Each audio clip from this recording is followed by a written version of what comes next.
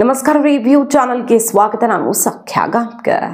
ರಾತ್ರೋರಾತ್ರಿ ಮೋದಿ ಶಾ ಅತಿ ದೊಡ್ಡ ನಿರ್ಧಾರ, ಬಿಗ್ ಸ್ಟೆಪ್ ಒಂದನ್ನು ತಗೊಂಡಿರೋದು. ರಾಹುಲ್ ಗಾಂಧಿ ಕೆಂಡ ಮಂಡಲರಾಗಿರೋದು. ಈ ಹೊತ್ತಲ್ಲಿ ಹಳೆ ವಿಡಿಯೋ ಒಂದು ಸಿಕ್ಕಾಪಟ್ಟೆ ಸದ್ದು ಮಾಡ್ತಾ ಇದೆ. ನಿಮ್ಮ ಕಾಲದಲ್ಲಿ ನೀವೇನೇನೆಲ್ಲ ಮಾಡಿದ್ರಿ, ನಾವು ಆ ಹಂತಕ್ಕೆಲ್ಲ ಹಿಡಿಯೋಕೆ ಸಾಧ್ಯವೇ ಇಲ್ಲ ಬಿಡಿ, ನಾವು ಸುಧಾರಣೆ ಮಾಡಿದ್ರೆ ಅದನ್ನೇ ಟೀಕಿಸ್ತಿರಲ್ಲ ಅಂತ. ಚುನಾವಣಾ ಆಯುಕ್ತರ ನೇಮಕಾತಿಗೆ ಸಂಬಂಧಪಟ್ಟಂತೆ ಮೋದಿಯ ಕೌಂಟರ್ ಹೇಗಿತ್ತು ಹಾಗಾದರೆ? ರಾಹುಲ್ ಗಾಂಧಿ ಹೇಳ್ತಿರೋದೇನು?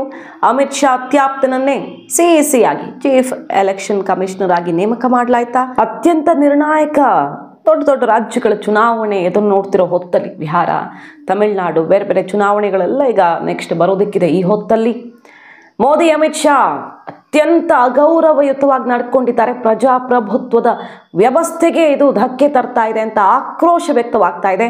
ಹಾಗಾದರೆ ರಾತ್ರೋರಾತ್ರಿ ಆಗಿದ್ದೇನು? ರಾಹುಲ್ ಗಾಂಧಿ ಕೈಪಾಳಿಯ ಮುಗಿ ಬೀಳ್ತಿರೋದೇಕೆ? ಮೋದಿ ಆನ್ಸರ್ ಏನು?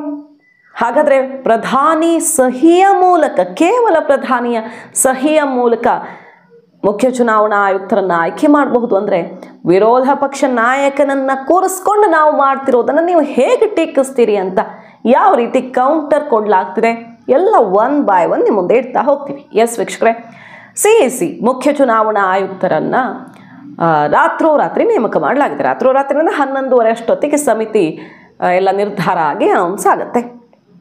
ಈಗಿರುವಂಥ ಚುನಾವಣಾ ಆಯುಕ್ತ ರಾಜೀವ್ ಕುಮಾರ್ ಅವರ ಅವಧಿ ಇವತ್ತಿಗೆ 18ನೇ ತಾರೀಕಿಗೆ ಮುಕ್ತಾಯ ಆಗ್ತಾ ಇತ್ತು.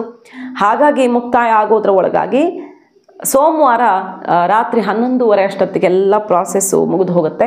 ಸಮಿತಿಯಲ್ಲಿ 3 ಸದಸ್ಯರು, ಒಬ್ಬರು ಪ್ರಧಾನಿ, ಹಾಗೆ ಇನ್ನೊಬ್ಬರು ವಿರೋಧ ಪಕ್ಷ ನಾಯಕ ರಾಹುಲ್ ಗಾಂಧಿ ಅವರು, ಹಾಗೆ ಹೊಸ ನಿಯಮದ ಪ್ರಕಾರ ಇನ್ನೊಬ್ಬರು ಯಾರಾದರೂ ಮಂತ್ರಿ, ಆಯ್ಕೆ ಮಾಡಿದಂಥ ಮಂತ್ರಿ ಅಮಿತ್ ಶಾ ಅವರಿದ್ದರು.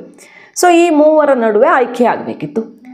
ಚುನಾವಣಾ ಆಯುಕ್ತರ, ಮುಖ್ಯ ಚುನಾವಣಾ ಆಯುಕ್ತರ ಆಯ್ಕೆ ಮಾಡುವ ಸಮಿತಿಯಲ್ಲಿ CJI ಇರಬೇಕು, ಸುಪ್ರೀಂ ಕೋರ್ಟ್ ಮುಖ್ಯ ನ್ಯಾಯಮೂರ್ತಿಗಳು ಇರಬೇಕು ಅನ್ನುವಂಥ ವಿಚಾರಕ್ಕೆ ಸಂಬಂಧಪಟ್ಟಂತೆ ಕೇಸು ಸುಪ್ರೀಂ ಕೋರ್ಟ್ನಲ್ಲಿದೆ. ಆ ವಿಚಾರಣೆ ನಾಳೆ ಬರೋದಕ್ಕಿದೆ.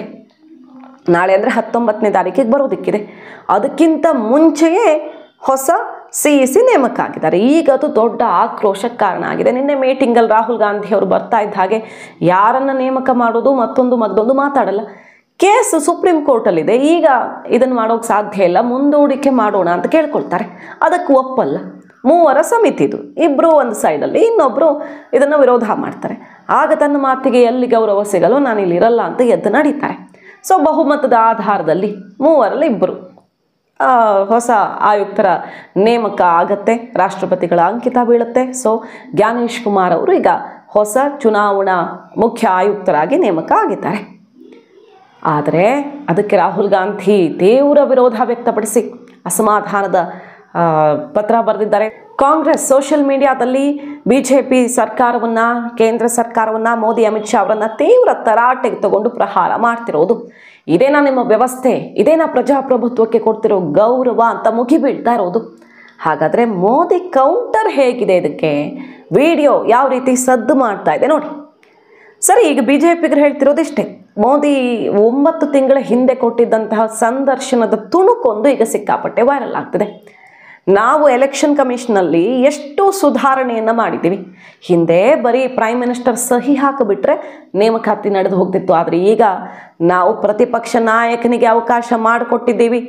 ಹಿಂದೆ ಇಲ್ಲಿ ಎಲೆಕ್ಷನ್ ಕಮಿಷನ್ ಆಗಿದ್ದವರು ರಿಟೈರ್ಮೆಂಟ್ ಆದಮೇಲೆ ಕಾಂಗ್ರೆಸ್ನ MP ಕ್ಯಾಂಡಿಡೇಟ್ ಆಗ್ತಿದ್ರು, ಹಾಗೆ ನಾಮಿನೇಟೆಡ್ ರಾಜ್ಯಸಭೆಗೆ ಬರ್ತಾಯಿದ್ರು. ಈ ರೀತಿಯ ಪ್ರಕ್ರಿಯೆ ಇತ್ತು, ಈ ರೀತಿ ವ್ಯವಸ್ಥೆ ಇತ್ತು ಅವತ್ತು. ಆದರೆ ನಮ್ಮ ಅವಧಿಯಲ್ಲಿ ಅಂತಹ ಹಂತಕ್ಕಂತೂ, ನಾವು ಈ ಹಂತಕ್ಕಂತೂ ಇಳಿಯೋಕ್ಕೆ ಸಾಧ್ಯವೇ ಇಲ್ಲ. ಅಷ್ಟು ಸುಧಾರಣೆ ಆಗಿದೆ. ವಿರೋಧ ಪಕ್ಷ ನಾಯಕರಿಗೆ ಅವಕಾಶ ಮಾಡಿಕೊಟ್ಟಿದ್ದೀವಲ್ಲ ಅಂತ ಅವತ್ತೇ ಕಾಂಗ್ರೆಸ್ ಮತ್ತು ಪ್ರತಿಪಕ್ಷಗಳಿಗೆ ಕೊಟ್ಟಿದ್ದ ಉತ್ತರ ಈಗ ವೈರಲ್. ಸೊ ಈಗ ಜಟಾಪಟಿ ಆಗ್ತಿರೋದೇನು? ಸುಪ್ರೀಂ ಕೋರ್ಟ್ನಲ್ಲಿ ಇದೆಯಲ್ಲ, ಅಲ್ಲಿ ತನಕ ನೀವು ಯಾಕೆ ನೇಮಕ ಮಾಡಿಬಿಟ್ರಿ ಅಂತ. ಸುಪ್ರೀಂ ಕೋರ್ಟ್ನ ತೀರ್ಮಾನ ಯಾವಾಗ ಬರುತ್ತೆ, ತೀರ್ಪು ಬರೋದಕ್ಕೆ ಇನ್ನೆಷ್ಟು ದಿನ ಆಗುತ್ತೆ ಗೊತ್ತಿಲ್ಲ. ಈಗ ಹೊಸಬ್ರನ್ನ ನೇಮಕ ಮಾಡಿಬಿಟ್ಟಿದ್ದಾರೆ. CJI ಕೂಡ ಇರಲೇಬೇಕು ಅನ್ನುವಂಥ ವಿಚಾರದ ಸುತ್ತವೇ ಈಗ ವಿಚಾರಣೆ ನಡೀತಾ ಇರೋದು. ಆದರೆ ಸರ್ಕಾರ ಹೊಸ ಲಾ ಒಂದನ್ನು ಮಾಡುತ್ತೆ. CJI ಬದಲು ಇನ್ನೊಬ್ಬರು ಮಂತ್ರಿಯನ್ನು ಅಲ್ಲಿ ಇರಿಸಬಹುದು ಅನ್ನೋ ರೀತಿಯಲ್ಲಿ ಲಾ ಮಾಡಿ ಈ ಸಮಿತಿಯ ಮೂಲಕ ಆಯ್ಕೆ ಮಾಡೋ ನಿರ್ಧಾರ ಮಾಡ್ತಾರೆ. ಅದನ್ನು ಪ್ರಶ್ನಿಸಿ ಈಗ ಸುಪ್ರೀಂ ಕೋರ್ಟಲ್ಲಿ ಕೇಸ್ ಇರೋದು. ಅದಾಗೋ ತನಕ ಹೆಂಗೆ ನೇಮಕ ಮಾಡಿದ್ರಿ ಅಂತ. ಅಕಸ್ಮಾತ್ ಸುಪ್ರೀಂ ಕೋರ್ಟ್ ಇದನ್ನು ತಪ್ಪು ಅಂತ ತಳ್ಳಿ ಹಾಕಿ ಈ ನೇಮಕಾತಿಯೇ ರದ್ದಾಗುವಂಥ ಸಾಧ್ಯತೆಯೂ ಇರುತ್ತೆ, ಹೇಳೋದಕ್ಕಾಗಲ್ಲ. ಆದರೆ ಅದು ಆಗೋದಕ್ಕೆ ಇನ್ನೆಷ್ಟು ದಿನ ಬೇಕು ಗೊತ್ತಿಲ್ಲ. ಆಲ್ರೆಡಿ ನೇಮಕಾತಿ ಕಂಪ್ಲೀಟ್ ಆಗಿ ಹೋಗಿದೆ. ರಾತ್ರೋರಾತ್ರಿ ಎಂಥ ಕೆಲಸ ಮಾಡಿದ್ದಾರೆ ಮೋದಿ ಶಾ ಅಂತ ಈಗ ಗುಡುಕ್ತಾ ಇರೋದು. ಅಷ್ಟೇ ಅಲ್ಲದೆ ಜ್ಞಾನೇಶ್ ಕುಮಾರ್, ಅಮಿತ್ ಶಾ ಅವ್ರ ಹಿಂದೆ ಎಲ್ಲ ಅವರ ಇಲಾಖೆಯಲ್ಲಿ ಕೆಲಸ ಮಾಡಿದವರು, ಅವ್ರಿಗೆ ಬಹಳ ಆಪ್ತರು, ಅಂಥವ್ರನ್ನ ತಂದು ನೇಮಕ ಮಾಡ್ಕೊಂಡಿದ್ದಾರೆ. ಎಲೆಕ್ಷನ್ ಪಾರದರ್ಶಕತೆಯೇ ಇಲ್ಲ ಅನ್ನೋದಕ್ಕೆ ಇದೇ ಸಾಕ್ಷಿ ಅಂತ ಮುಗಿಬೀಳ್ತಿರೋದು. ರಾಜೀವ್ ಕುಮಾರ್ ಅವರಿದ್ದಾಗಲೂ ಕೂಡ ಬಹಳಷ್ಟು ಆರೋಪಗಳು, EVM ಅದು ಇದು ಅಂತ ಪ್ರತಿ ಎಲೆಕ್ಷನಲ್ಲೂ, ಮಹಾರಾಷ್ಟ್ರ ಇರಬಹುದು ಎಲ್ಲ ಕಡೆಗಳಿಂದನೂ ಕಂಪ್ಲೇಂಟ್ಸ್ ಇದ್ವಲ್ವ. ಅದಕ್ಕೆ ಎಲೆಕ್ಷನ್ ಕಮಿಷನ್ ಪದೇ ಪದೇ ಉತ್ತರ ಕೊಡೋದು, ಇವರು ಪ್ರಶ್ನೆ ಮಾಡೋದು, ಅದನ್ನೇ ನೋಡ್ಕೊಂಡು ಬಂದಿದ್ದೀವಿ. ಸಿಕ್ಕಾಪಟ್ಟೆ ಕಾಂಟ್ರವರ್ಷಿಯಲ್ ಆಗಿ ಪರಿಣಮಿಸಿತ್ತು ಎಲೆಕ್ಷನ್ ಕಮಿಷನ್ ಸುತ್ತವೇ ಹಲವು ಪ್ರಶ್ನೆಗಳು. ಈಗ ಜ್ಞಾನೇಶ್ ಕುಮಾರ್ ಅವರ ಆಯ್ಕೆಯಿಂದನೇ ಶುರು ಆಗಿಬಿಟ್ಟಿದೆ. ಮುಂದಿನ ದಿನಗಳಲ್ಲಿ ಅವರು ಹೇಗೆ ನಿಭಾಯಿಸ್ತಿದ್ದಾರೆ, ಅಥವಾ ಸುಪ್ರೀಂ ಕೋರ್ಟ್ ಅವರ ಆಯ್ಕೆಯನ್ನೇ ಸಿಂಧುಗೊಳಿಸೋ ಸಾಧ್ಯತೆ ಇದೆಯಾ, ಎಲ್ಲ ಕಾದ್ ನೋಡಬೇಕು. ಇದು ಇನ್ನೊಂದು ಸುತ್ತಿನ ದೊಡ್ಡ ಸಮರಕ್ಕೆ ಸಾಕ್ಷಿಯಾದರೂ ಕೂಡ ಅಚ್ಚರಿ ಇಲ್ಲ. ಆದರೆ ಈಗ ಹಿಂದಿನ ಅವಧಿಯಲ್ಲಿ ಬರೀ ಒಂದು ಸೈನ್ ಹಾಕಿ ಮುಗಿಸ್ತಾ ಇದ್ದ ಪ್ರಾಸೆಸ್ಸಲ್ಲಿ ನಾವು ಇಷ್ಟಾದರೂ ಸುಧಾರಣೆ ಮಾಡಿರೋದು ಇವರಿಗೆ ಕಾಣಿಸ್ತಿಲ್ವಾ ಅಂತ BJP ಕೊಡ್ತಿರುವಂಥ ಕೌಂಟರ್. ರಾಷ್ಟ್ರ ರಾಜಕಾರಣದಲ್ಲಿ ಈಗ ಹೊಸ CEC ಅಪಾಯಿಂಟ್ಮೆಂಟ್ ಇಷ್ಟೆಲ್ಲ ಆಕ್ರೋಶಕ್ಕೆ ಗುರಿಯಾಗಿರೋ ಹೊತ್ತಲ್ಲೇ, ತೀವ್ರ ಜಟಾಪಟಿ ಆಗ್ತಿರೋ ಹೊತ್ತಲ್ಲೇ ಇನ್ನೊಂದು ವಿಷಯ, ಇದು ಕೂಡ ಪ್ರಜಾಪ್ರಭುತ್ವಕ್ಕೆ ಸಂಬಂಧಪಟ್ಟದ್ದಲ್ವ. ಅದೇ ರೀತಿ ದೇಶದ ಒಳಗಡೆ ಈ ಚರ್ಚೆ ಆದರೆ, ದೇಶದ ಹೊರಗಡೆ ಪಾಶ್ಚಿಮಾತ್ಯ ರಾಷ್ಟ್ರಗಳಿಗೆ ಚಳಿ ಬಿಡಿಸಿ ಬಂದಿದ್ದಾರೆ ಜೈಶಂಕರ್ ಇದೇ ಪ್ರಜಾಪ್ರಭುತ್ವದ ವಿಚಾರದಲ್ಲಿ.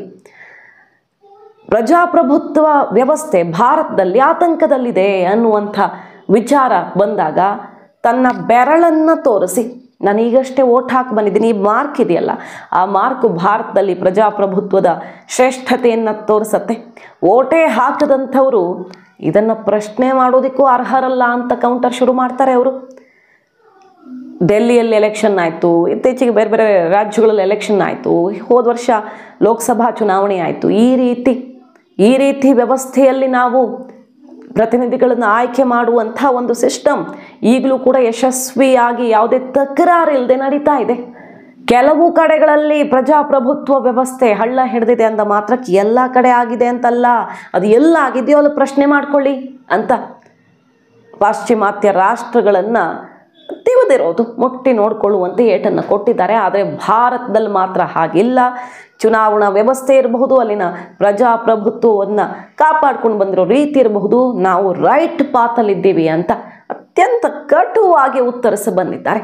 ಸೊ ಇದು ದೇಶದ ಒಳಗಡೆ ಉತ್ತರ, ಜೈಶಂಕರ್ ಅವರು ಕೊಟ್ಟಿರೋದು ದೇಶದ ಹೊರಗಡೆ ಪ್ರಜಾಪ್ರಭುತ್ವದ ಕುರಿತಾದ ಉತ್ತರ. ಎರಡೂ ಕೂಡ ಈಗ ಸಿಕ್ಕಾಪಟ್ಟೆ ಸದ್ದು ಮಾಡ್ತಾ ಇರೋ ವಿಚಾರಗಳು. ಮಾಹಿತಿ ನಿಮ್ಗೆ ಇಷ್ಟ ಆಗಿದ್ರೆ ಮಿಸ್ ಮಾಡ್ತಾರೆ, ನಮ್ಮ ಚಾನಲ್ನ ಸಬ್ಸ್ಕ್ರೈಬ್ ಮಾಡಿ, ನಿಮ್ಮ ಅಭಿಪ್ರಾಯ ಕಮೆಂಟ್ ಮಾಡಿ ತಿಳಿಸಿ. Thank you.